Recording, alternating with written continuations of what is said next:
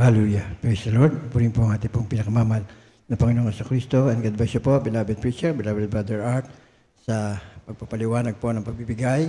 At pagpalain po rin po kayo mga minamahal na kapatiran na patuloy na nagkakaloob, matapat na nagkakaloob ng kanilang ikapot handog. Patuloy po kayong pagpalain po ng ating pong pinakamamahal na Panginoong Kristo na pagpapalang material, physical, tigit salad po ang espiritual na pagpapala. Hallelujah. Praise the Lord. At tayo po, ituloy-tuloy na po, dadako na po tayo sa pakikinig po ng banal na salita ng ating pong pinakamamahal na Panginoong Kristo. At tayo po lahat ay muling magkaisang manalangin. Samahan niyo po ako sa panalangin ito. Hallelujah, praise the Lord. Heavenly Father, in your holy and mighty name, our Lord Jesus Christ, and through the prayer of our beloved pastor, Evangelist Wilde Estrada Meda, we all humbly come in your throne of grace, asking for your forgiveness from all of our sin that we have committed against you, Lord. Yes, Lord, we always displease you in so many ways. Please forgive us. Have mercy, have pity upon us. Cleanse us, O Lord, with your most precious blood. And hugasan mo po kami, mahal na Panginoon, na iyong banal na dugo na nabuhos sa krus ng Kalbaryo. Puspusin mo po ang bawat isa na iyong banal na Espiritu. Amang Diyos na makapangyarihan sa lahat, hinihiling ko, mahal na Panginoon, na pagpalain mo po at langisan ng bawat salita, o yung banal na salita, dami pong pag-aaralan ngayong araw na ito. Amang Diyos na makapangyarihan sa lahat. Wala po kami magagawa kung wala ka, sumaamin ka. Gabayan mo po kami at patnubayan. I also ask you, Father, to bless and anoint every single word that will come out from my mouth, and let it be a blessing to each and every one of us. Amang Diyos na makapangyarihan sa lahat, buksan mo po ang aming mga puso at isipan. Paunawa mo po sa amin, mahal na Panginoon, ay yung banal na salita. Bigyan mo po kami ng puso na laging tatalima at susunod sa mga kautusang ito. Bigyan mo po kami ng katulinuhan upang maunawa at maintindihan namin ang iyong mga banal na salita at may pamuhay namin ito hanggang sa iyong pagbabalik. Hinihiling ko rin po, mahal na Panginoon, na patuloy mo pong pagpalain ang bawat isa sa mga banal na salita na kanilang mapapakinggan at aming pag-aaralan ngayong gabing ito. Hallelujah. Praise the Lord. Buksan mo po ang aming pong mga isipan. In Jesus' name we pray, and through the living prayer of our beloved pastor, Evangelist Estrada Meda, we bind and rebuke all power of darkness, doubts, unbelief, hindrances, distraction, cast out in Jesus' name. Amen, amen. Hallelujah. Praise the Lord. Purihin po ang ating pong pinakamamahal na Panginoon.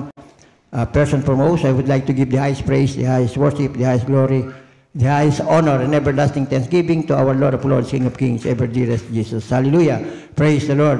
And I would like also to give my greetings and double respect to our beloved pastor, Evangelist Wilde Estrada Meda, the end-time prophet of our loving God, to his beloved children, grandchildren, and to his beloved in-laws. And I would like also to cherish and treasure the loving memories of our beloved Assistant Pastor Lina C. Almeda.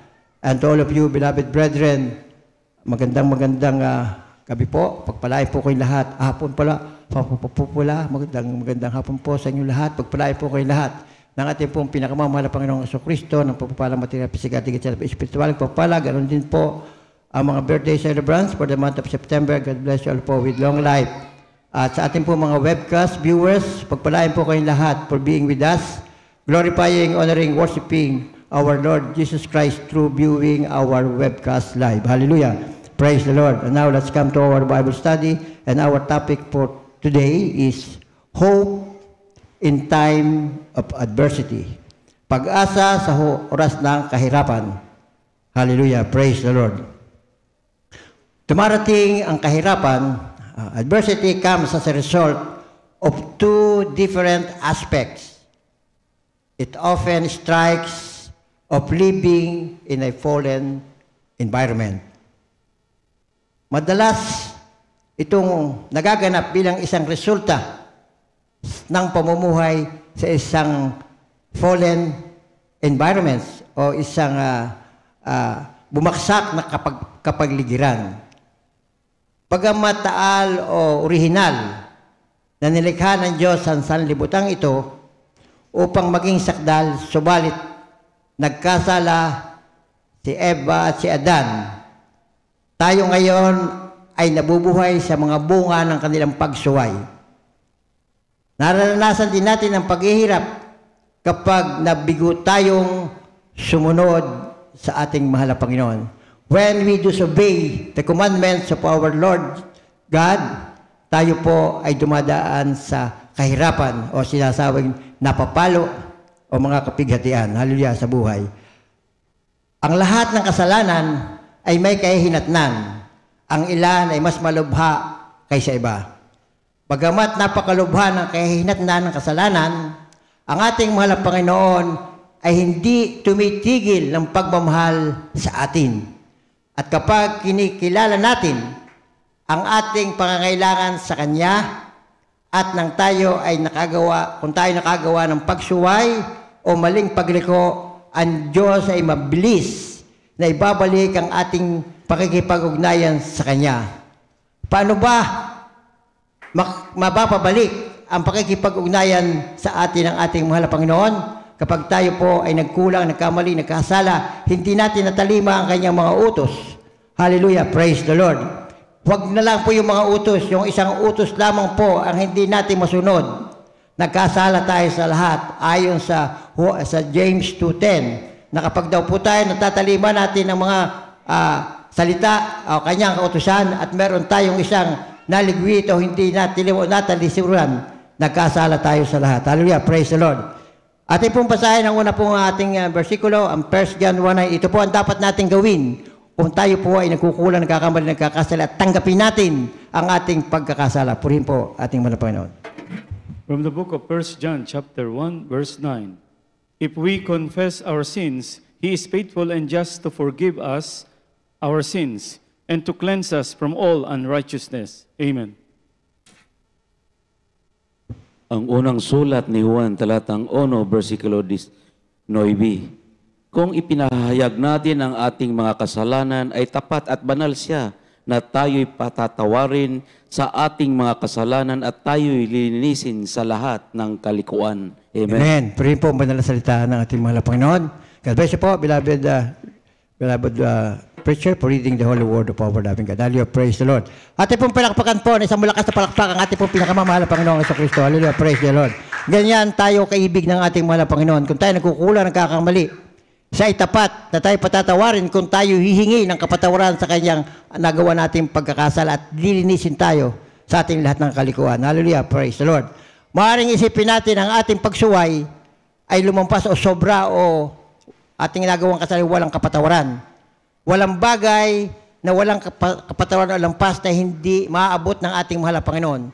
Walang kasalanang napakalaki para sa Kanya upang pangasiwaan. Siya ay Diyos na makapangyarihan sa lahat. Siya ay soberano. Iniibig niya tayo ng walang hanggang pag-ibig. Ganyan ang pag-ibig sa atin ng ating mahal na Panginoon. At maaaring may mga pagkakataong hahayaan niyan dumaan tayo sa mga kahirapan upang tayo ay magbalik loob sa Kanya. Hallelujah, praise the Lord. Sa paghihirap ni Eva at ni Adan, nung sila'y magkasala, bagamat sila'y pinalayas o pinalis sa paraiso, ay nagkaroon din ng habag ang ating mahal na Panginoon sa Kanya. Bakit po? Bagamat itinaboy na mahal na Panginoon sila sa halaman ng Eden, gumawa ang mahal na Panginoon ng mga damit na isinuot nila. Basahin po natin ang Genesis 3:21.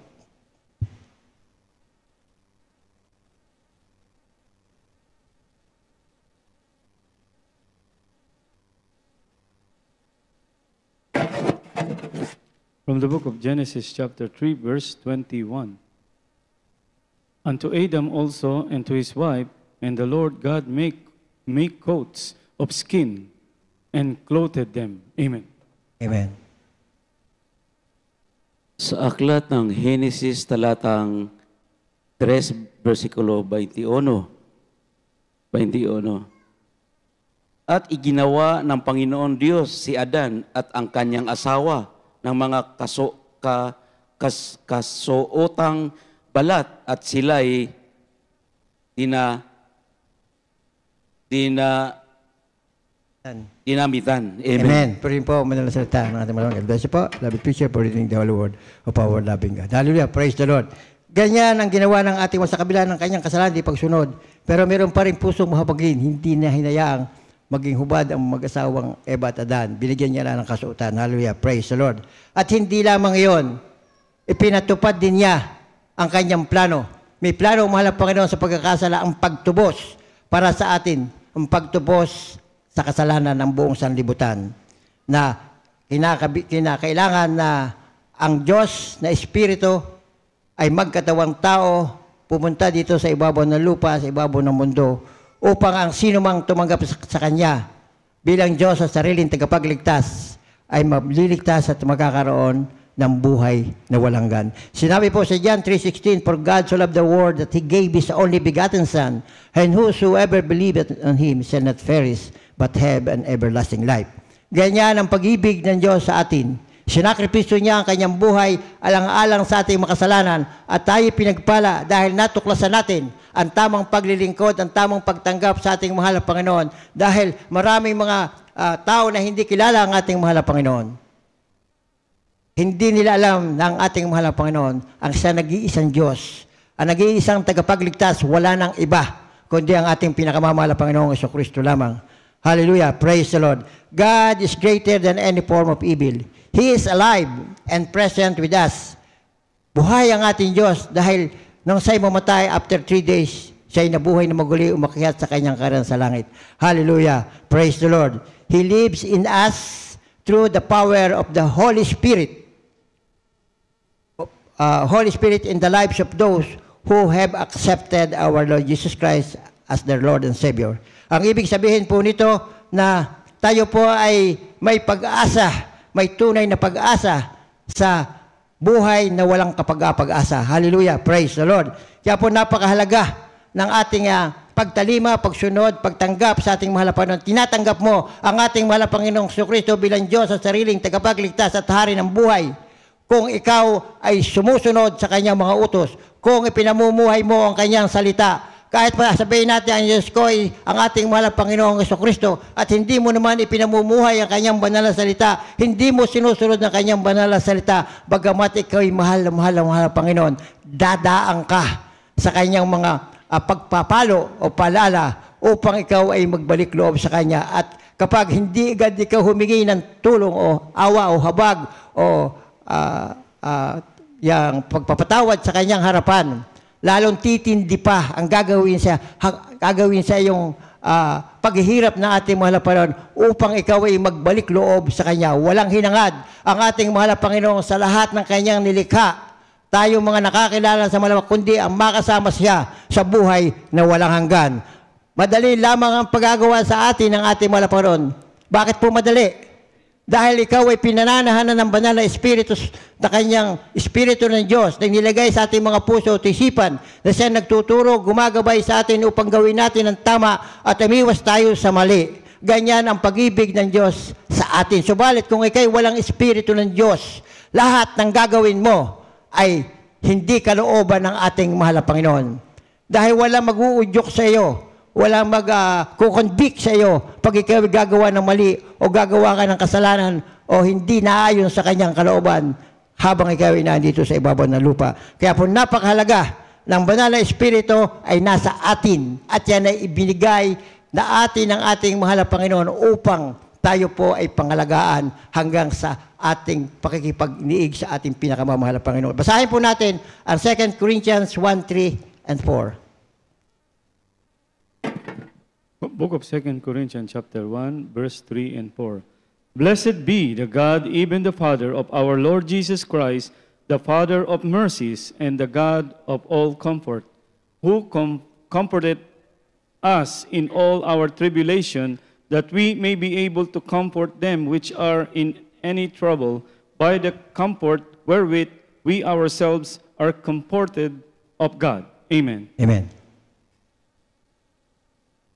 Ang ikalawang sulat ni Pablo sa mga taga-Korinto, talatang 1, versikulo 3 hanggang 4. Purihin nawa ang Diyos at ang Ama ng ating Panginoong Hesukristo, ang Ama ng mga kaawaan at Diyos ng buong kaaliwan. 4, na siyang umaaliw sa atin sa lahat ng kapighatian, upang ating maaliw ang nasa anumang kapighatian, sa pamamagitan ng pag-aliw na inaaliw din sa atin ng Diyos. Amen. Amen. Purihin po ang banal na salita ng ating mga Panginoon. God bless you po, beloved preacher, for reading the holy word of our Lord. Ating minsan na pong pinakpakan po ang ating pong pinakamamahal na Panginoong Jesucristo sa pagbibigay sa atin ng kaaliwan kung tayo nagkukulang, nagkakamali, tumingi tayo ng kapatawaran. tayo patatawarin at makiramdaman natin ang pag-ibig ng Diyos ay nasa sa atin. At yan din po ang dapat nating ipalala sa ating mga ilang kapatiran o mga kapwa natin tao na makipag-ugnayan sa ating mga gawin ng kalooban ng ating mahal na Panginoon para sila din po ay maaliw na katulad nating inaliw ng ating mahal na Panginoon sa paghingi natin ng tawad sa ating pinakamamahal na Panginoon gusto. At ang ating mahal na Panginoon ay may plano. Ang Diyos ay may plano sa ating buhay. Kahit na ito ay nasira at napunit ng hangin ng kahirapan.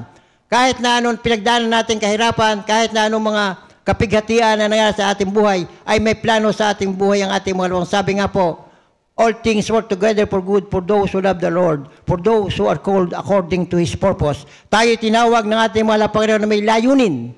Anong layunin? Ang tayo makasama sa buhay na walang hanggan at magpuri sa Kanya, magpakailan paman. Hallelujah, praise the Lord. Ang buhay natin dito sa ibabaw ng lupa, dito po tayo tinatandis, dito tayo sinasakdal ng ating mahal na Panginoon.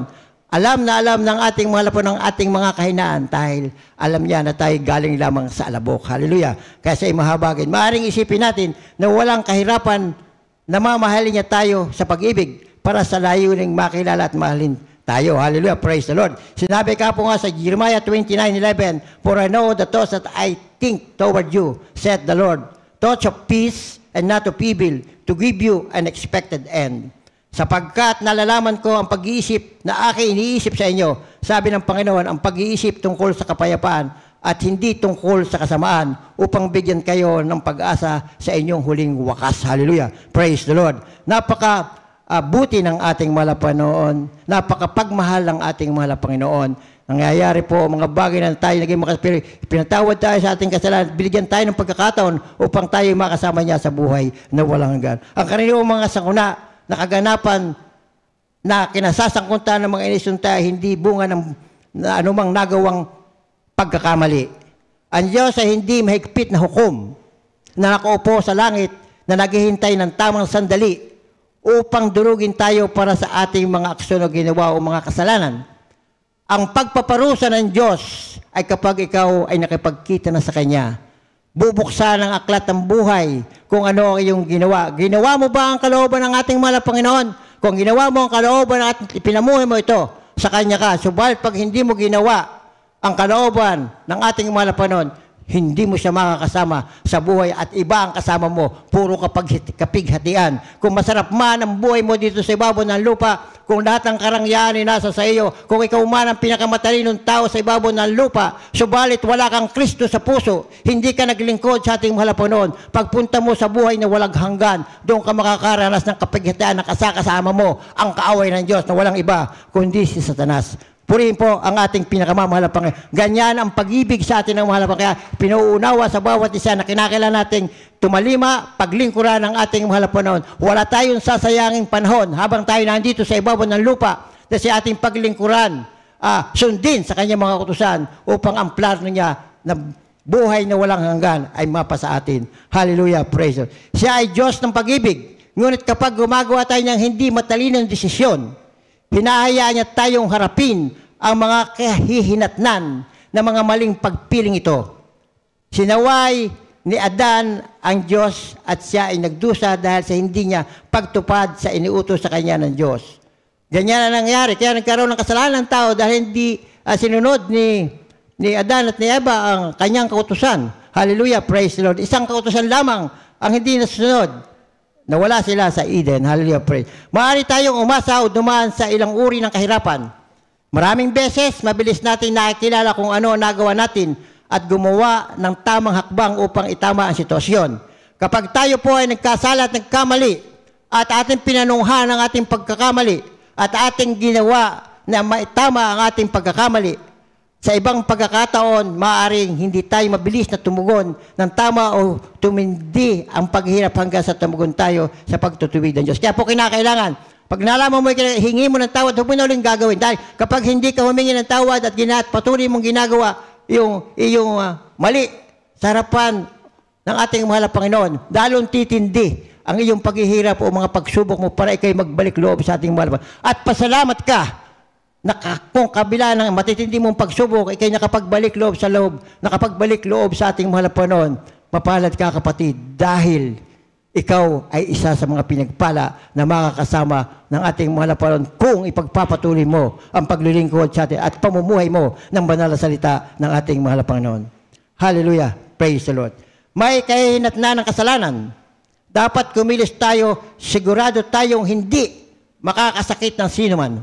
Napakahalaga nito na bilang tao, kinakailangang maging sa ating pagsasalita, lahat tayo tinatamam dito na kamisan yung tukbo ng damdamin pag kami nagkamali sa atin, tayo po nagagalit o nakakapagsalita ng masama laban doon.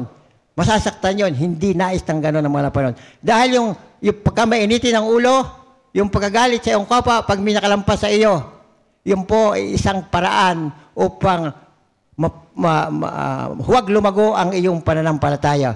Ito po ay mga hindrances para po tayo po ay magkaroon ng spiritual growth. Dahil bakit po? Dahil sinabi ng mahal na Panginoon sa kanyang banal na salita, ibigin mo ako, siya, mahal na Panginoon, ng buong pag-iisip, buong puso, buong kaluluwa at buong lakas. Ito ang unang utusan. Ang pangalaway, ibigin mo ang iyong kapwa na katulad ng pag-ibig mo sa iyong sarili.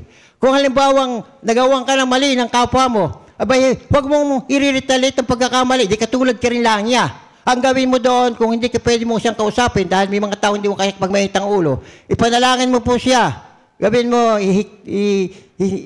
inikluhod mo sa ating mahal na Panginoon na patawarin siya at buksan ang kanyang puso at isipan at siya'y baguhin ang ating mahal na Panginoon. Yun ang nais ng ating mahal na Panginoon. At makikita mo, pagkikita niyo uli, maaring binago na siya nating mahal na Panginoon o maaring hindi mo na uli siya makikita. Purihin po ang ating pong pinakamamahal na Panginoon. Dahil yung mga tao, mga kasalanan yan, kaya namatay ang ating mahal na Panginoon sa krus ng Kalbaryo dahil sa ating mga kasalanan. Kung ano man ang naging kasalanan ng ating kapwa, huwag natin siyang huhusgahan.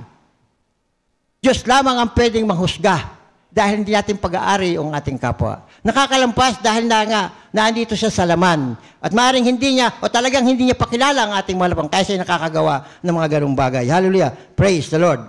Ang salitang binibigas ng hindi pinag-iisipan ay nagdudulot ng matinding sakit sa buhay ng isang tao na maaaring magkaroon ng pangmatagalang epekto. Kasi may mga tao na, maramdamin o yung pagtanim ng sama ng loob. Huwag natin inanurse sa ating puso at isipan ang sama ng loob. Dahil ang sama ng loob, ang galit, ang hinanakit, hindi yan sa Panginoon. Yan ay sa kaaway ng Diyos. Pero, hindi naman lahat ng galit. Pero tatawag na righteous pagkakamali. Yun po ay kung halimbawa nakakakita tayo ng bata na inaabuso. Nakakita tayo na pinilalaglag ang bata, nagkakagulo, nagnanakaw, natural lamang tayo ay magalit. Katulad ng ginawa ng ating mahal na Panginoon, nung makita niya ng ginagawang tindahan yung templo, anong ginawa? Nagalit siya. Pero pinagtatapon niya. Pero wala sa sinaktan, tinapon niya yung mga paninda o whatever doon.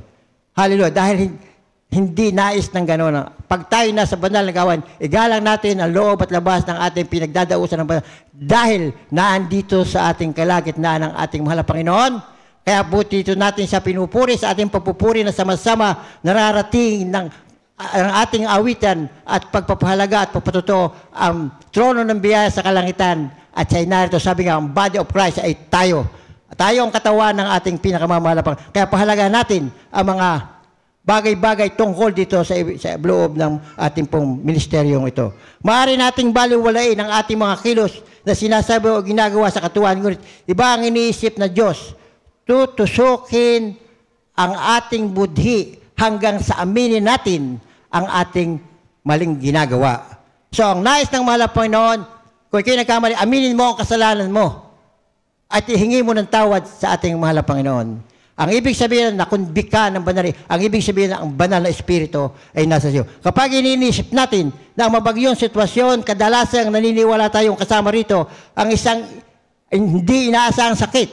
Kasi ang iba, akala, kaya nagkasakit yun sa tao, makasalanan. Pero totoo yun, lahat ng sakit ay nagiging ang sanhi. Hindi naman lahat ng sakit nagiging sanhi dahil ng ating kasalanan. Pero karaniwan, ang nagiging sanhi ng ang sakit natin ay bunga ng ating kasalanan. Hindi inaasahang problema sa pananalapi o pagdarahop, isang hindi maiiwasang aksidente. Ito ay totoo, ngunit marami sa mga unos ng ating kinaharap ay nagmula rin bilang resulta ng personal na kasalanan.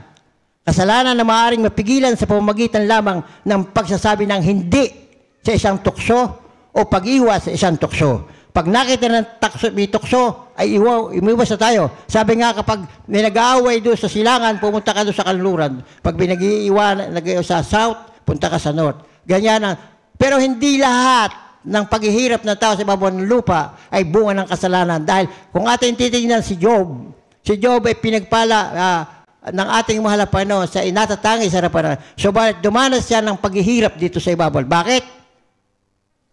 Ay challenge ni Satanas ang ating mahal na Panginoon. Kaya daw lamang si Job ay na mabuting tao o nagagawa ang kalaban dahil mayaman. Kinuha ang kayamanan. Namatay yung mga anak at siya bigyan pa ng sakit.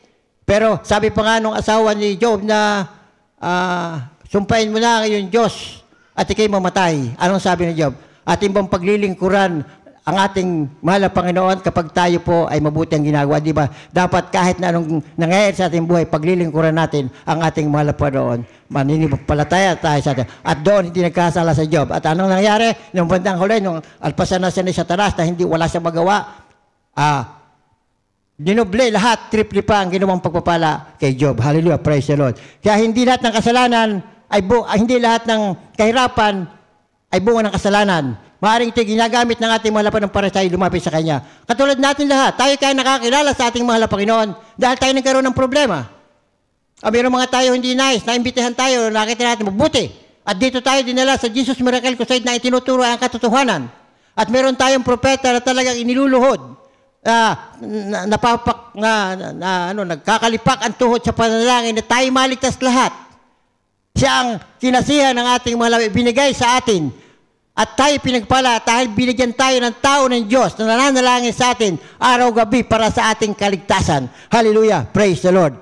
Napakahalaga po ng ating pong mga pagkakilala po sa ating pong pinakamamahal na Panginoong Jesucristo. Hallelujah! Ano bang klaseng bagyo ang kinakaharap natin ngayon? Napagtanto ba natin na kahit na ito ay lumitaw bilang isang resulta na isang bagay sa ating ginawa? Ang Diyos ay kasama mo. Kapag tayo minagawa na mali, ang Diyos ay nasa sa atin pa rin. Mararamdaman natin yan kung nasa atin ang Diyos. Kapag ikaw ay na-convict sa ginawa mo, nasa iyo ang Diyos. Pero kapag wala ng conviction, wala na sa iyo ang Diyos. Yun ang pagkakataong para magbalik loob at manikluhod ka sa ating mahal na Panginoon. Kasi karaniwan, nahihirati sa pagpapala ng kamunduhang ito. Tayo nandito ngayon, hindi para sa makasalibutang kayamanan. Nandito tayo para sa pagpapala ng buhay na walang hanggan. Hindi naman tayo paghihirapin ng ating mahal na Panginoon. Hindi tayo mawawalan ng provision sa Kanya. Matapat ang ating mahal na Panginoon. At yan ay pinangako niya. Kailan pa man, hindi ka gagawing buntot, gagawin kang ulo. Kailan pa man, hindi ka magkukulang dahil mapoprovide ka. Sabi nga, Jehovah Jireh, the God of provider. Hallelujah, praise the Lord. Kaya po napakahalaga na ating pagkukulan ng pansin ng buong puso ang paglilingkod sa ating, ang pagtalima sa kanyang mga kautusan. Hallelujah, praise the Lord.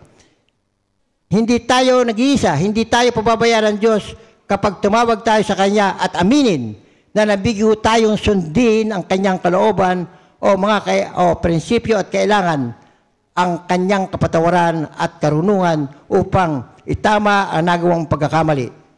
Siya ang ating di matitinag na kanlungan. At kahit tayo ay naligaw, ibabalik niya tayo kapag ibinalik natin ang ating puso sa Kanya. Madali. Pagka binalik natin ang ating puso sa Kanya, ay di ba tatanggapin tayo ng ating mahal na Panginoon. Ang mahirap ay yung pagbabalik ng iyong puso dahil ikaw ay hawak ka na ng kaaway ng Diyos. Kinakailangan pag sumikapan mo, makalpas ka sa hawak natin. Paano gagawin mo? Magsisi ka sa iyong kasalanan. Nalaman na natin ang mga pamaraan. Kung tayo naliligwit sa ating mahal na Panginoon, ang ating gagawin upang mapunta uli sa atin ang banal na Espiritu, upang mapakinggan uli, upang mawala ang ating kahirapan. Walang ibang gagawin kundi kay muling makipag-ugnayan sa atin. Hingin mo ng kapatawaran na nagawa mong kasalanan. Sabi nga po sa 1 1 John 1:9, if we confess our sin, He is faithful and just to forgive us our sins and to cleanse us from all unrighteousness. Kung ipahayag natin ang ating mga kasalanan na tapat at banal siya, na tayo patatawarin sa ating mga kasalanan at tayo lilinisin sa lahat ng kalikuan. Hallelujah, praise the Lord. Ating pong basahin ang ating pong next verse, ay second to the last verse, Psalms 57:1-3. Salmo 57:1-3. From the book of Psalms 57:1-3. Be merciful unto me, O God, be merciful unto me, for my soul trusted in thee. Yea, in the shadow of thy wings will I make my refuge until these calamities be overpassed. I will cry unto God most high, unto God that performeth all things for me. He shall send from heaven and save me from the reproach of him that would swallow me up. Selah. Amen. God shall send forth His mercy and His truth. Amen. Tagalog po. Mga awit, talatang 57, versikulo 1-3. Maawa ka sa akin, O Diyos, maawa ka sa akin, sapagkat ang aking kaluluwa ay nanganganlong sa iyo. Oo, sa lilim ng iyong mga pakpak ay nanganganlong ako hanggang sa makaraan ang mga kasakinoang ito. Diyos, ako'y dadaing sa Diyos ng kataas-taasan, sa Diyos na nagsagawa ng lahat ng mga bagay sa akin. 3. Siya'y nagsusugo mula sa langit at ililigtas ako, pagkayaong lulunok sa akin ay dumuduwagi. Sila, susuguin ng Diyos ang kanyang kagandahang loob at ang kanyang katotohanan. Amen. Purihin po ang banal na salita ng ating mga lapanan. Hallelujah. Praise the Lord. God bless you po, beloved preacher, for reading the holy word of our Lord. Paano natin haharapin ang kahirapan? Ano ang gagawin natin kapag ang mga pader ng ating buhay ay gumuho at tila walang punto ng pag-urong para sa atin? Paano natin naharapin ang susunod na araw at ang mga araw pagkatapos ng araw na ito? Anong ating gagawin? Walang iba kundi tayo po ay magsisisi sa ating kasalanan. Hindi ko mo bet maya ikaw ay nahingi ng kasalanan ay hindi ka pinatawad. Miya't maya ikaw ay nagkukulang at nagkakamali sa ating mga Panginoon. Kaya marapat lamang na pag ikaw ay mihingi ng pagdadasal, hingi ka muna ng tawad sa ating pinakamamahal na Panginoon. At hindi puro hingi. Kasi pag ikahingi, you are expecting na may dadating. Ay ano naman yung ina-expect sa atin ng ating mahal na Panginoon? Magpupuri ka sa Kanya. Para pag ikaw humingi, ay di kayo bibigyan.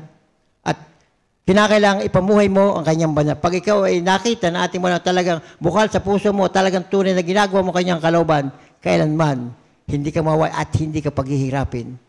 Ikaw ay nasa kanyang pagkalinga. Sabi nga po, ikaw ay nasa kanyang habag at awa, matitinag na hindi matitinag na kanlungan. Hallelujah! Praise the Lord! Gaano mang kasakit ang ating sitwasyon o pinagdaraanan, may higit na layo ng Diyos para sa dalamhati na ating dinaranas. Magtiwala sa Diyos sa iyong mga kalagayan at ipaubaya sa Kanya ang lahat ng kahihinatnan. Hallelujah! Praise the Lord! Ito po ang kinakailangan natin. Ibigay natin lahat sa mahal na Panginoon. Kung ano man ang ating hinanaing, ano man ang ating naramdaman, whatever, kung ano man ang ating hinihingi, kung ano man ang ating kailangan sa Kanya, ilagay natin kung kayo may problema, mga pasanay, may karamdaman ka, ibigay mo lahat sa ating mahal na Panginoon. Hallelujah, praise God. Wala kang gagawin, kundi magpuri ka, magpuri, magbasa ng banal na kasal, pamuhay ang kanyang banal na salita. Basahin po natin last verse, Matthew 11:28-30.